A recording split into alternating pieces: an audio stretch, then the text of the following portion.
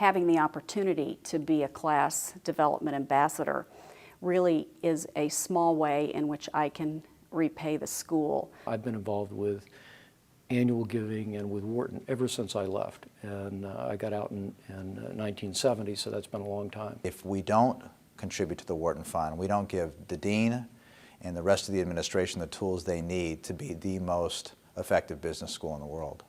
Only about half of the cost of a student coming here is covered by their tuition and fees. The other half is in a large part covered by alumni gifts back to the school. So I benefited from that when I was a student, and now the students today really need our support as well. Not only did it help set up the school to begin with in San Francisco, but it also allows us to do a lot of really interesting events. Like we have something called the Friday Night Panel Series, where we bring in professors, entrepreneurs from the Bay Area, and other just really fantastic speakers who will come in and talk about the current events and different topics that we learn from. I give to the Wharton Fund because of how much the Wharton experience meant to me. I want to make it better. I want the people that come after me to receive the same type of experience or better if possible. And so that's why I'm devoting my time, my money, my skill set, whatever is needed to improve Wharton, to improve the Wharton brand. I got something back from it. I got to meet a whole bunch of neat people, and it kept me involved with a creative environment and atmosphere that helped me even in my business. There isn't a Wharton alum out there who shouldn't be writing a check to Wharton, because I think any one of us would be honest enough to say that our careers would not be what they are today if it hadn't been for this school.